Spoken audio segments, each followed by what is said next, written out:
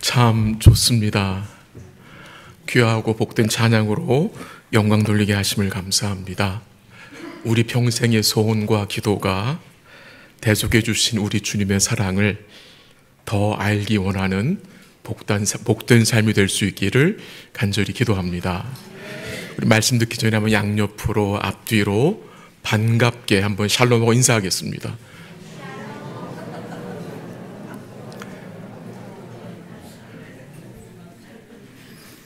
오늘 하나님들이 주시는 말씀은 에스겔서 19장 1절에서 14절까지입니다. 구약성경 에스겔서 19장 1절에서 14절까지 조금 본문이 긴데 제가 본문을 읽어드리도록 하겠습니다. 19장 1절 하나님 말씀입니다. 너는 이스라엘 고관들을 위하여 애가를 지어 부르라. 내 어머니는 무엇이냐? 암사자라. 그가 사자들 가운데에 엎드려 젊은 사자 중에서 그 새끼를 기르는데 그 새끼 하나를 키우매 젊은 사자가 되어 먹이 물어 뜯기를 배워 사람을 삼키매 이방이 듣고 함정으로 그를 잡아 갈고리로 꿰어 끌고 애굽 땅으로 간지라. 암사자가 기다리다가 소망이 끊어진 줄을 알고 그 새끼 하나를 또 골라 젊은 사자로 키웠더니 젊은 사자가 되매 여러 사자 가운데에 왕래하며 먹이 물어 뜯기를 배워 사람을 삼키며 그의 궁궐들을 헐고 성읍들을 부수니 그 우는 소리로 말미암아 땅과 그 안에 가득한 것이 황폐한지라. 이방이 포위하고 있는 지방에서 그를 치러 와서 그의 위에 그물을 치고 함정에 잡아 우리에 넣고 갈고리를 꿰어 끌고 바벨론 왕에게 이르렀나니 그를 옥에 가두어 그 소리가 다시 이스라엘 산에 들리지 아니하게 하려 함이라. 내 피의 어머니는 물가에 심겨진 포도나무 같아서 물이 많음으로 열매가 많고 가지가 무성하며 그 가지들은 강하여 권세 잡은 자의 규가 될 만한데 그 하나의 키가 굵은 가지 가운데에서 높았으며 많은 가지 가운데에서 뛰어나 보이다가 분노 중에 뽑혀서 땅에 던짐을 당하며 그 열매는 동풍에 마르고 그 강한 가지들은 꺾이고 말라 불에 탔더니 이제는 광야 메마르고 가물이 든 땅에 심어진 바 되고 14절 함께 합니다. 불이 그 가지 중 하나에서부터 나와 그 열매를 태우니 권세 잡은 자의 규가 될 만한 가지가 없도다 하라. 이것이 애가라. 후에도 애가가 되리라. 아멘. 오늘 말씀은 지난 주간에 있었던 우리 SF 수련회에 대한 내용을 잠시 말씀드림으로 시작을 해보겠습니다. 먼저 은혜 가운데 수련회를 마치게 하신 주님께 감사드리고 기도로 또한 물질로 섬김으로 함께해 주신 우리 모든 성도님들께 감사한 마음을 전합니다. 저도 지난 월요일 저녁에 SFC 함께하여 우리 자녀들과 함께 예배를 드리며 귀한 은혜의 시간을 가졌습니다. 예배 마치고 집에 돌아오면서 지난 오랜 세월 동안 이 SFC를 통해 주님이 주신 은혜들을 생각해 보았습니다. 참 많은 자녀들이 SFC를 통해서 은혜를 받았고 또 하나님의 나라를 위해 복된 일꾼들로 세워주신 것을 감사했었습니다. 그 중에 제 자신도 포함되고 또 저의 아내도 포함이 됩니다. 수련회에 갔다 왔던 한 학생이 교회에 도착해서 저한테 이런 이야기를 해줬습니다. 목사님, 수련회가 너무 좋았습니다. 저는 성경을 배우고 싶습니다. 라는 말이었습니다. 성경을 배우고 싶다. 얼마나 복된 마음입니까? 주님이 그 학생에게 주의 말씀을 사모하는 마음을 주셨어요. 그 마음이 우리 유스들에게 좀 전염되면 좋겠어요. 좀 퍼지면 좋겠어요. 우리 KM까지 퍼지면 더 좋겠어요. 그렇지 않습니까? 얼마나 복된 마음입니까? 목사한테 찾아와서 목사님 성경 배우고 싶습니다. 하나님 알고 싶습니다. 저를 포함해서 우리 사랑하는 성도들, 우리 K님들도 이 복된 마음이 우리 마음속에 더더욱 커졌으면 좋겠습니다. 저희가 에스겔서를 보고 있는데요, 지난 주간 본문 그리고 오늘 본문까지 해서 강조되는 내용 중에 하나는 이스라엘 백성, 유다 백성들이 말씀에 집중하지 않는다는 것입니다. 그래서 하나님 어떻게 하세요? 수수께끼를 또 여러 비유를 들어서 말씀을 하세요. 어제 본문에서는 잘못된 속담을 말씀으로 고쳐주셨고, 오늘 본문에서는 하나님이 무엇을 통해서 말씀하세요? 애가를 통해서, 슬픈 노래를 통해서 주의 백성들에게 말씀을 하셨습니다. 하나님이 에스겔 선지자에게 이스라엘의 고관들을 위하여서 애가를 지어 부르라고 말씀하셨습니다. 말씀드린 대로 애가는 슬픈 노래입니다. 우리 민족은 애가를 많이 부른 민족 같습니다. 그 일제 치하 36년간 얼마나 많은 애가가 불러졌겠습니까? 특별히 교회가 얼마나 많은 성도들이 그 일제 치하 시대 때 고난받으면서 얼마나 많은 애가가 불러졌었습니까? 지금도 나라를 위해서 이 국민들의 애가가 이어지고 있는 것 같습니다. 성경에 보면은 여러 편의 애가가 나옵니다. 그 대표적인 것은 예레미야 애가입니다. 레멘테이션입니다. 그 예레미야 애가서는 예루살렘의 멸망을 보면서 예레미야 선지자가 애가를 부른 것입니다. 근데 이거는 단순히 예레미야 선지자의 애가가 아니라 그 선지자의 애가를 통해서 백성들에게 뭘 보여주는 것입니까? 하나님의 슬픔을 보여주는 것입니다.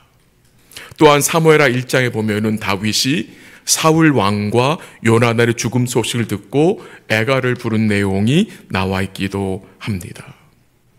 하나님이 왜 에스겔 선지자에게 애가를 지어 유다 백성들 앞에서 부르라고 하셨습니까? 그 의도가 무엇입니까? 하나님은 이 애가를 통해서 그의 백성들이 망하게 되고 죽게 될 것을 말씀하시기 위함이며, 또한 동시에 이 애가를 통해 유다 백성들의 죄악을 드러내심으로 그들이 자기들의 죄를 깨닫고 주께로 돌아오게 하시기 위함입니다. 오늘 본문에서 하나님은 유다 왕국을 암사자와 포도나무로 비유했습니다. 암사자와 포도나무, 그리고 유다의 왕들을 사자와 가지로 비유해서 이 남유다의 마지막 시기와 임할 징계를 말씀하셨습니다. 에스겔 선지자가 남유다를 사자와 포도나무로 비유해서 애가를 부른 이유는 창세기 49장에 보면은 하나님이 야곱을 통해서 유다를 축복하실 때에 사자와 포도나무 비유로 말씀하셨기 때문입니다. 한번 같이 확인해 보겠습니다. 창세기 49장 9절에 11절 함께 읽습니다. 시작. 유다는 사자 새끼로다. 그 아들아 너는 움킨 것을 찢고 올라가도다. 그가 엎드리고 움푸림이 수사자 같고 암사자 같으니 누가 그를 범할 수 있으랴. 그가 유다를 떠나지 아니하며 통치자의 지팡이가 그 발 사이에서 떠나지 아니하기를 실로가 오시기까지 이르니 그에게 모든 백성이 복종하리로다. 그의 나귀를 포도나무에 매며 그의 암사기를 아름다운 포도나무에 맬 것이며 또 그 옷을 포도주에 빨며 그의 복장을 포도주에 빨리로다. 아멘. 그 9절에 보면은 유다를 사자 새끼로, 수사자와 암사자로 비유하면서 9절 마지막에 어떤 말씀 나옵니까? 누가 그를 범할 수 있으랴. 이 유다 백성들이, 유다의 후손들이 강한 백성이 될 것을 말씀하시는 것입니다. 그리고 10절에 보면은 한번 10절 올려봐 주세요. 예, 규가 유다를 떠나지 아니하며 통치자의 지팡이가 그 발 사이에서 떠나지 아니할 것을 이란 말씀이 나옵니다. 규가 무엇입니까? 왕의 지팡이, 왕권을 말합니다. 즉 왕이 유다 지파를 통해 계속해서 나온다는 의미로 이해할 수 있겠습니다. 그리고 11절에 보면 유다를 포도나무에 비유해서 설명을 하는데요. 이 유다가 얼마나 부요했는지 옷을 포도주에 빤다는 비유를 했습니다. 그만큼 풍요로웠다는 말이죠. 그만큼 하나님의 풍성한 축복을 받았다는 말씀입니다. 약속입니다. 그러면 유다 백성들이 이 에스겔 선지자를 통해서 사자와 포도나무 비유를 듣게 되면 그들은 뭘 생각했습니까? 창세기 49장에 나온 그 말씀을 그들은 기억했을 것입니다. 이제 다시 오늘 본문으로 돌아가는데요. 이 암사자 비유를 좀 제가 설명을 해드리겠습니다. 어미 암사자가 새끼 사자들을 기르는데 그 새끼 사자 하나가 자라서 젊은 사자가 되었다고 합니다. 그리고 3절 마지막 부분에 보면은 그 젊은 사자가 물어뜯기를 배워서 사람을 삼켰다는 말씀이 나옵니다. 이 젊은 사자, 백성을 삼키는 악한 왕이 되었다는 것입니다. 근데 그 악한 왕에게 어떤 일이 생깁니까? 한번 4절 보겠습니다. 4절, 다 같이 4절 시작. 이방이 듣고 함정으로 그를 잡아 갈고리로 꿰어 끌고 애굽 땅으로 간지라. 이 악한 왕이 어떻게 됩니까? 사로잡혀서 애굽으로 끌려갔습니다. 이 왕은 남유다의 17대 왕인 여호아하스로 우리가 생각할 수 있습니다. 그는 백성을 위한 왕이 아니었고 도리어 백성들에게 해를 끼치는 악한 왕이었습니다. 근데 애굽으로 끌려간 이 젊은 사자 여호아하스가 돌아오지 않자 어미 사자는 또 다른 새끼 하나를 취하여서 젊은 사자가 되게 하였습니다. 근데 그 젊은 사자 역시 애굽으로 끌려간 사자와 같이 사람을 삼키는 악한 사자, 곧 악한 왕이었다는 것입니다. 결국 그 왕이 어떻게 됩니까? 본문 9절만 읽어볼까요? 9절 다 같이 시작.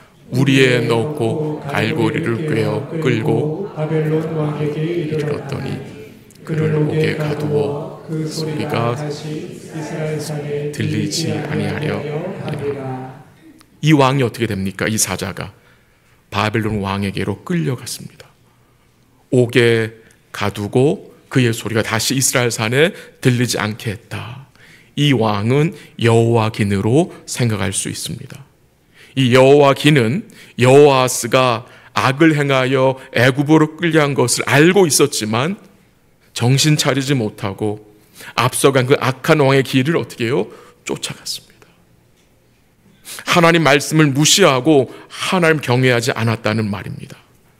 그리고 오늘 본문 10절에서 14절까지 보면은 물가에 심긴 포도나무 비유가 나오는데 이 포도나무는 물이 많은데 심겨졌고 열매가 많고 가지가 무성하다고 했습니다. 이 얼마나 좋은 환경이며 복된 모습입니까? 이 포도나무는 암사자와 동일하게 유다 왕국을 가리키는 것이면서요. 물이 많아 열매가 많고 가지가 무성하다는 것은 이 다윗의 왕조가 이 유다 백성들이 번성했음을 또한 말해주는 것입니다. 11절에 보면은 그 가지들은 강하여 권세 잡은 자의 귀가 될 만하다고 했습니다. 한 가지가 굵은 가지 가운데 높았고 뛰어나게 보였다고 했습니다. 근데 그 가지가 어떻게 됩니까? 12절에 보면은 분노 중에 뽑혀져 땅에 던짐을 당하고 그 열매는 동풍에 마르고 그 강한 가지들은 꺾이고 불에 탔다고 했습니다. 이 꺾이고 던져지고 버려진 불에 탄 가지는 시드기야로 생각할 수 있습니다. 시드기야 왕은 교만하여 바벨론과의 언약을 배반함으로 자신의 눈이 뽑혔고 나라는 마르고 꺾이고 불에 타게 되었다는 말씀입니다.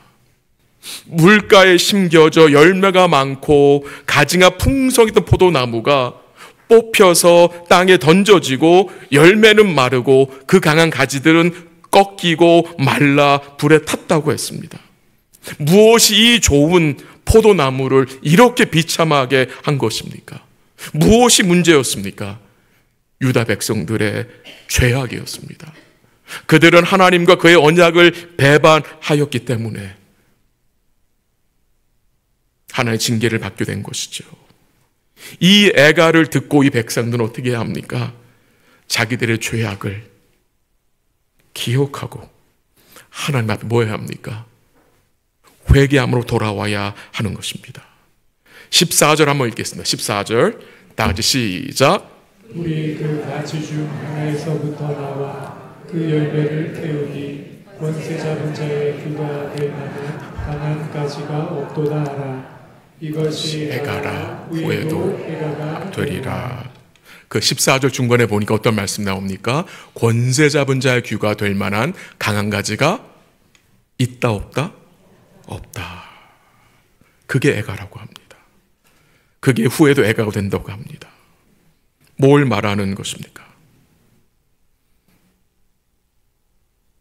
왕이 그칠 것 같은 내용이 언급되는 거죠. 예레미야 선지자 도움을 좀 받으면 예레미야 36장 30절에 보면은 이렇게 증거했어요. 다윗의 위에 앉을 자가 없게 될 것이라. 대를 이을 왕이 없게 된다는 말씀을 했습니다. 즉 나라가 망하게 될 것을 증거한 것입니다. 그래서 이것이 애가라고, 후에도 애가가 되겠다고 말합니다. 여러분과 저의 삶에도 돌아보면 애가를 부를 때가 있었습니다. 어쩌면 지금 성도님들 중에 이 슬픈 노래를 부르고 있는 분이 계실 수도 있습니다. 하나님의 사람은 죄로 인하여서 이 애통하는 사람이라고 예수님 말씀하셨습니다. 마태복음 5장에 보면은 주님은 팔복을 말씀하시면서 애통하는 자는 복이 있다고 하셨고 저희가 위로를 받을 것을 또 말씀하셨습니다. 예수님을 믿는 성도는 애가를 부르면서도 동시에 영혼의 찬송이 있습니다. 이 예레미야 선지자가 애가를 불렀지만 그의 영혼에는 찬송이 있었는데 그 이유를 예레미야 애가 3장 22절 24절에 좀 확인했으면 좋겠습니다. 한번 읽어보겠습니다. 22절 시작. 여호와의 인자와 긍휼이 무궁하심으로 우리가 진멸되지 아니함이리라. 이것들이 아침마다 새로우니 주의 성실하심이 크시도소이다. 내 심령에 이르기를 여호와는 나의 기업이시니 그러므로 내가 저를 바라리라 하도다. 예레미야 선지자가 무너지는 예루살렘 성읍과 성전을 보면서 애가를 부른 것입니다. 그게 예레미야 애가서입니다. 근데 그는 동시에 마음에 뭐가 있었습니까? 찬송이 포함되어 있었습니다.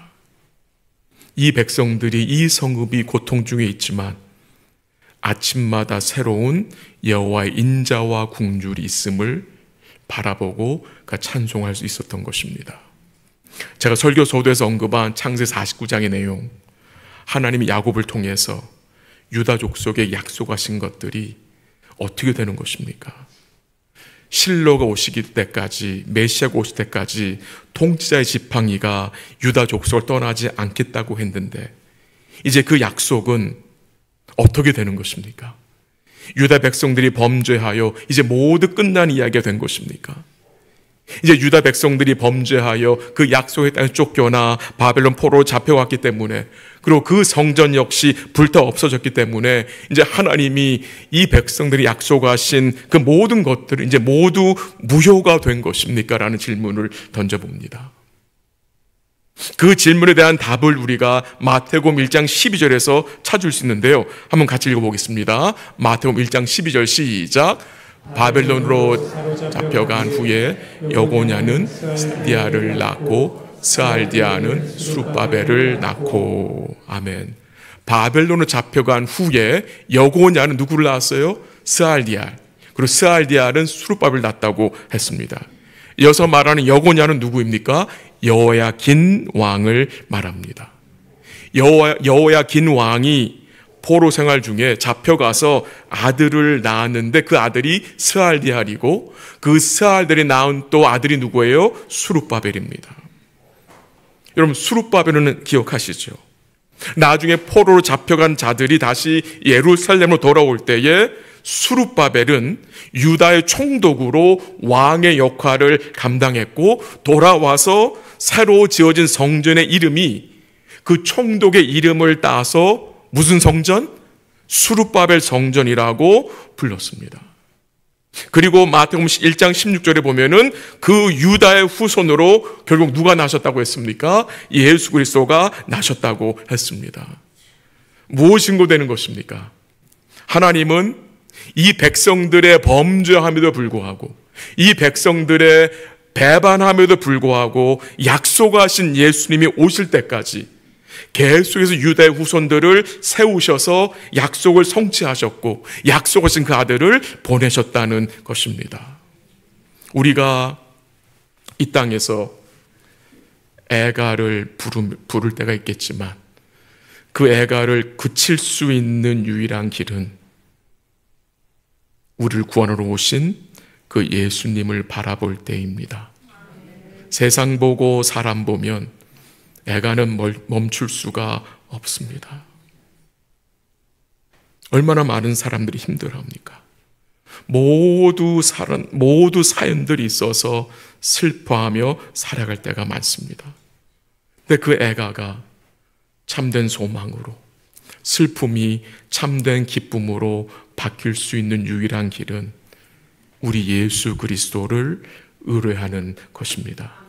우리 함께 계시록 5장 5절 한번 읽겠습니다. 계시록 5장 5절 시작. 장로 중에 사람이 내게 말하되 울지 말라, 유다 뿌리가 이겼으니 그 두루마리와 그 일곱인을 떼시리라 하더라. 아멘. 하늘 보좌의 장로 중 한 사람이 사도 요한에게 울지 마라 라고 말했습니다. 사도 요한이 울었던 이유는 그 두루마리와 일곱인을 떼실 합당한 자가 보이지 않아서 울었는데 한 장로가 그에게 울지 말라 명하면서 그 이유를 말하는데 그 이유가 무엇입니까? 유다 지파의 사자 다윗의 뿌리가 뭐하였기 때문에? 이겼기 때문에. 누가 이겼어요? 유다 지파의 사자 다윗의 뿌리가 이겼다고 했습니다. 이 유다 지파의 사자 다윗의 뿌리가 누구입니까? 예수님이죠. 그가 이기셨기 때문에, 그가 세상과 죄와 죽음과 심판을 이기셨기 때문에 그와 믿음으로 연합된 자는 어떤 자들입니까? 이긴 자들입니다. 이긴 자가 된 거예요. 그가 이기셨기에, 우리의 언약의 대표자이신 예수님이 이기셨기에 그와 믿음으로 연합된 자는 이긴 자로 세움을 받은 것입니다. 우리 예수님이 하나님께 온전히 순종하심으로, 고난받고 죽으심으로, 3일 만에 부활하심으로 죄와 사망과 사단을 이기셨습니다. 주님이 죄와 사망과 사단을 삼키셨습니다. 그러므로 믿음으로 주님과 연합된 자는 모두 어떤 자들이에요? 이긴 자들입니다. 이 사실을 기억할 때에 애가를 그칠 수 있고 주를 찬송할 수 있는 것입니다. 비록 지금 나의 상황이 힘들고 상황이 꼭 지는 것 같이 보인다 할지라도 우리는 어떤 자들입니까? 예수 그리스도의 이김으로 우리는 이긴 자들이라는 사실입니다. 우리 함께 예레미야서 15장 5절 한번 읽겠습니다. 예레미야 15장 5절 다 같이 시작. 예루살렘아, 너를 불쌍히 여길 자 누구며 너를 위해 울 자가 누구며 돌이켜 내 평안을 부를 자 누구냐. 예레미야 선지자가 예루살렘을 보면서, 멸망당하는 예루살렘 보면서 뭐라고 말합니까? 너를 불쌍히 여길 자가 누구며 너를 위해 울 자가 누구며 돌이켜 내 평안을 물을 자 누구냐라고 애통했습니다. 애가를 부른 것입니다. 오늘 여러분과 제가 겪고 있는 고통과 어려움과 아픔에 대하여서 누가 불쌍히 여길 수 있으며 누가 함께 울어줄 수 있고 누가 평안을 묻고 평안을 주실 수 있습니까? 우리 사랑하는 성도들과 대화할 때에 그 성도의 눈에 눈물이 고이는 것을 참 자주 보았습니다. 참 마음이 많이 아프지요. 주의 위로를 간구하지요. 우리는 무엇을 기억해야 합니까? 누가 우리를 불쌍히 여기시며, 누가 우리와 함께 울어주시며, 누가 우리에게 평안을 묻고 참된 평안을 주실 수 있습니까? 그가 누구입니까? 예수님입니다.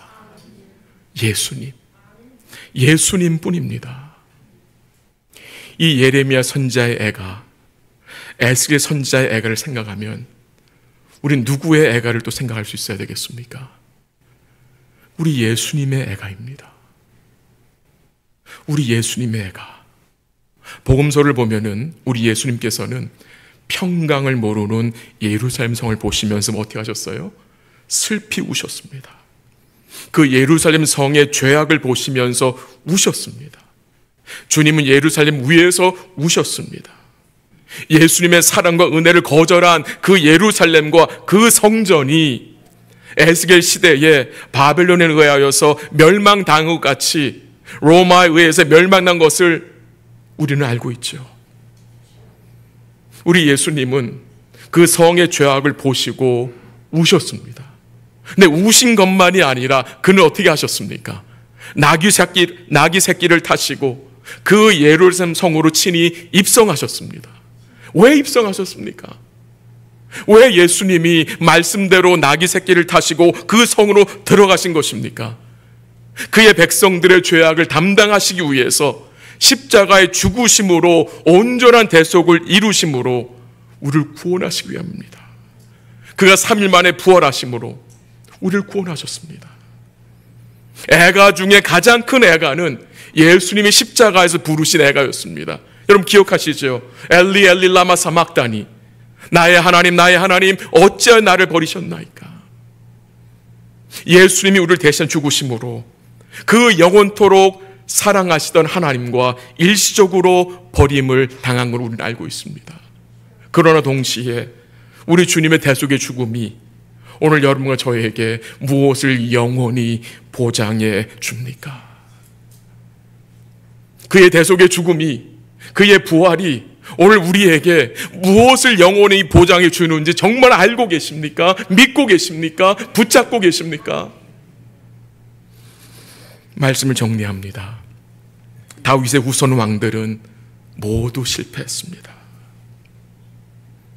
그러나 겸손의 왕으로 오신 예수님은 실패하지 않으셨습니다. 그가 이루신 구원을 통해서 우리의 애가를 찬송으로 바꾸신 분입니다. 이제 우리는 예수님을 통해서 뭐 할 수 있는 자들이 되었습니까? 고통 중에도, 아픔 중에도, 질병 중에도 주를 찬송할 수 있는 복된 자들이 되었다는 것입니다. 우리의 왕이신 예수님은 백성들을 잡아먹는, 삼키는 왕이 아닙니다. 그는 백성들을 위해서 친히 자신의 생명을 내어주신 은혜와 평강의 왕입니다. 이 땅에 사는 날 동안 우리들은 애가를 부를 때가 있을 것입니다. 그러나 그 애가에는, 우리가 부르는 그 애가 속에는 주님으로 인하여서 무엇이 포함되어 있는 것입니까? 소망입니다. 소망이 포함된 애가입니다. 우리 사랑하는 성도 여러분, 기억하시기 바랍니다. 조금만 더 기다리시면 되겠습니다. 조금만 더 우리가 함께 인내하면 되겠습니다. 애가가 없는 곳이 있죠. 슬픔이 없는 곳이 있습니다.